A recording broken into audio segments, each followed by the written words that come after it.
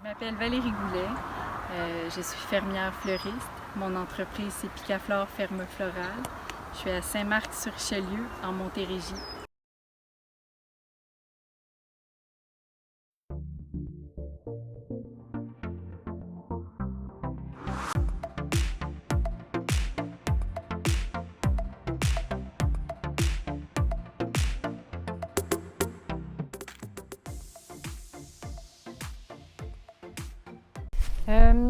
En fait, je l'ai officiellement fondée en 2019. J'avais commencé à faire le marché à Verchères. Puis ça a vraiment confirmé que c'est ça que je voulais faire pour le restant de ma vie.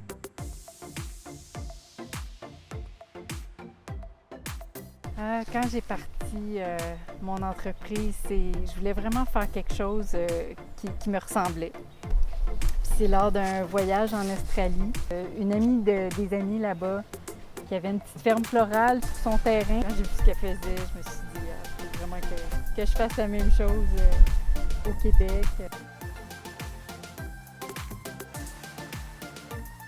Je produis ça, des fleurs coupées pour moi-même, pour faire des bouquets au marché, dans les points de vente.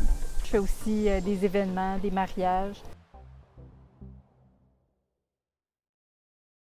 Alors, je pense que ma fleur préférée que je produis, c'est le lisianthus. C'est vraiment une des plus belles, une des plus productives. C'est tout moi qui les cultive. Il y a plusieurs semences que je pars au mois de décembre, comme pour l'eucalyptus, la croissance est très très longue, les lisianthus.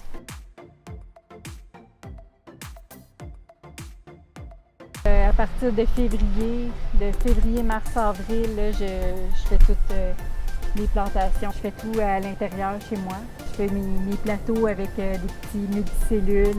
Je plante mes petites semences. Je peux avoir à peu près 80 plateaux en même temps dans la maison. Puis dès qu'il commence à faire chaud, ben là, j'en sors, j'en rentre d'autres. Je fais des successions jusqu'en juillet. Tournesol, à partir d'avril, j'en plante. Je fais 4 plateaux, à peu près 500 tournesols par semaine. Mi-avril jusqu'au mois de mai, ben là, c'est le travail du sol. Planter faire mes petits multicellules, planter ça au jardin. Puis après ça, c'est tous les soins. Ça aussi, c'est beaucoup de travail.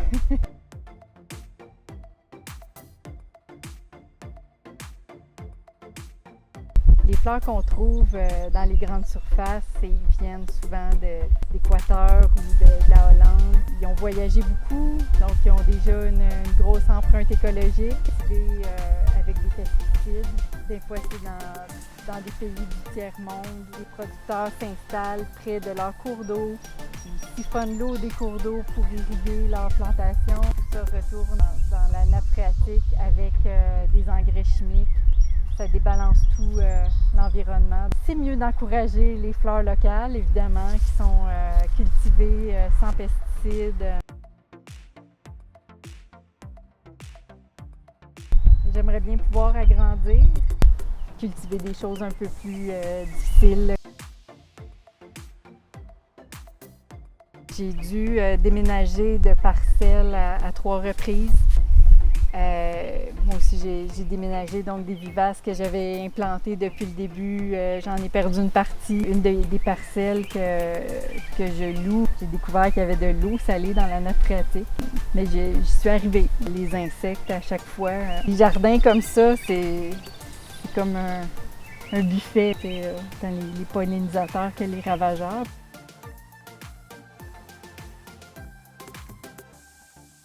Quand on donne des bouquets aux gens, ben ça leur met toujours un sourire. Ça crée du bonheur.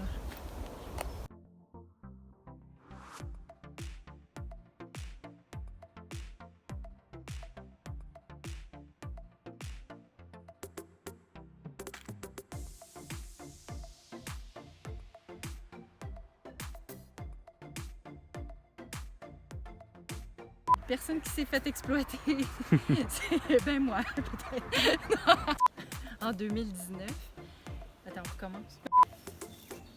OK. Ben,